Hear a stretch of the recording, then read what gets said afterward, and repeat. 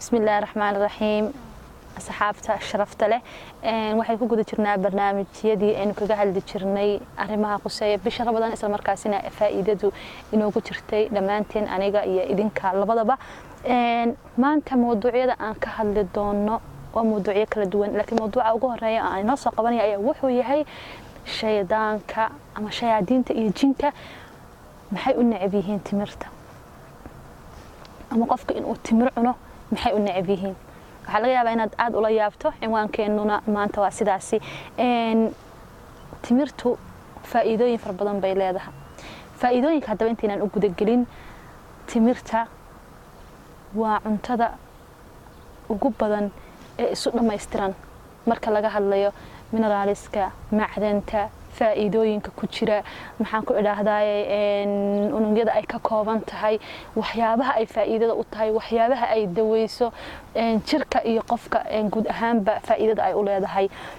hadaba muxuu jinka iyo shaydaanka labadaba ay u neceb yihiin timirta iyo inuu qofku timirta uu cuno waliba qofka muslimka ah qof kasta ma ahane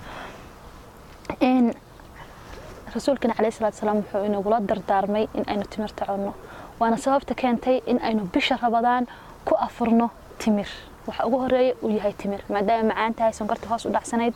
timirtii maxaan ku idhaahdaa ay noqonayso wixii ugu horeeyay qofka maxaan ku idhaahdaa saa'imka ama soomana dib u soo kicin iyo energy u sameynaysa hadaba shaydaanku muxuu u neceb yahay ayaa meesha taala timirta soo nabigu inoo sheegayna wuxuu inay yiri tire isdheer ka cuna 3 5 7 cilmi-baaris dhawaan la sameeyay oo aan xilligii rasuulka iyo wax u dhowtoona ahayn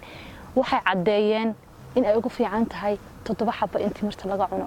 sidoo kale waxay cadeeyeen timirta qofka marka uu cuno ee tirada isdheer uu ka cuno jirkiisa gudihiisa in ay ku sameysanto haala zarqa waxay ugu yeereen ama goobaabin buluug ah qofka jirkiisa gudihiisa in ay ku sameysmanto goobaabintaas waxay leedahay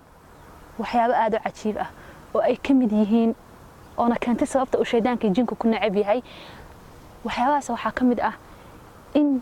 uu jinka ama shaydaanku awoodi karin markuu isticmaalayo awoodiisa uu qofka bini aadanka ku saameeyo ama ku galo kahromaqnaadiska ama electric magnetka loo yaqaano invisible-ka ee aan la arki karin in uu marka uu istiraahdo gal isagoo awoodda isticmaalayo wixina aan loo jeedin tamar ah qofka uu ku waxyeelayn karo in haaladaas ama maxaan ku idhaahdaa calaamadaas buluuga ah ee qofka jirkiisa ku dhex sameysantay ee timirtu ay sababta u tahay in ay dib u soo celiso oo ay dib u soo riixdo oo uu awoodi karin jinkii iyo shaydaankii toona in ay jirkaaga galaan ama qofka muslimka jirkiisa ay galaan waa wax rabbaani ah oo ilaahay uu ku sameeyay dawaan cilmi-baaris badan lagu ogaaday haaladaas waxyaabaha ay u tahay difaac waxa weeyaan qofka in aan jin iyo maxaan ku idhaahdaa shaydaan toona jirkiisa ay waxba yeelin oo ay u tahay difaac isaga dhan ku hareeraysan mar alaala markuu isdhaho wax yeele ama qofkan gal uu dib u soo tuurayso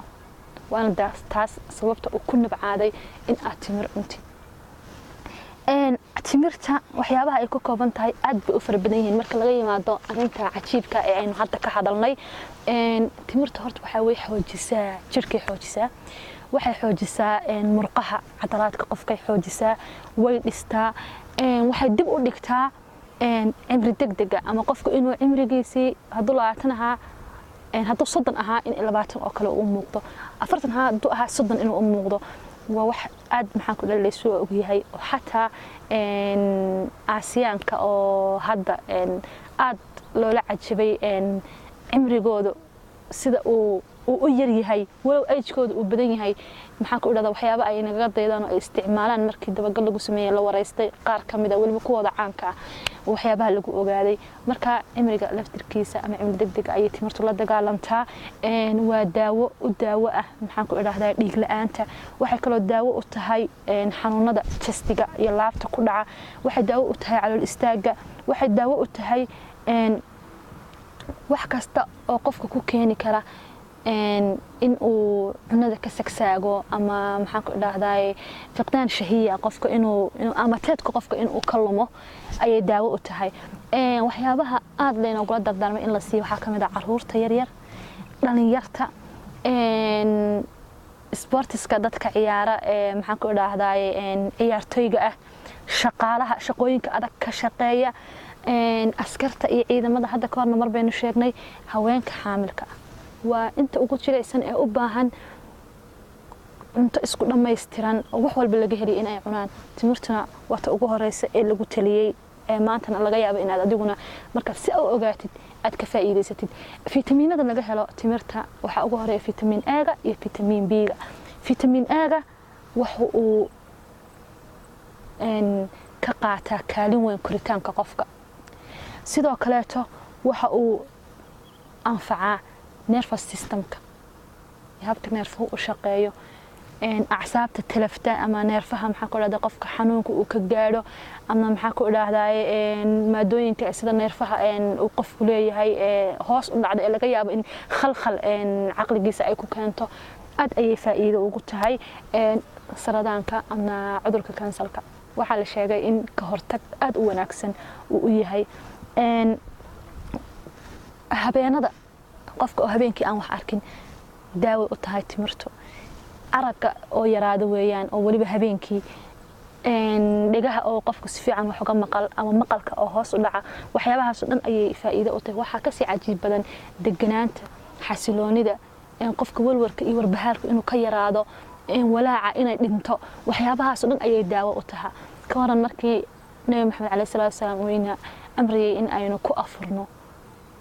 dabcan wuu ogaa in xanuunadan maxaan ku idhaahdaa dhimirka saameeya kuwan maxaa ku idhaahdaa walwarka iyo walaaca iyo walbahaarka iyo murugada qofka ku keena iyo inta aynu soo sheegnayba ay faa'iido badan u leedahay iyo wali wax kale aynan ogeyn subxaanallah baynu leenahay marka aynu hoos ugu dhaadhacno wax badan aynu ka ogaano wax kasta oo yar oo daciifna walow ha ahaadee diinteenu ina amartay ama ina kula dardaarantay aad ayaad u mahadsantihiin anigoo aasiya dulmar muuse madaxa ayaa idin salaamaya taqabbal allahu minna wa minnakum saalih al a'maal rabadaan kariim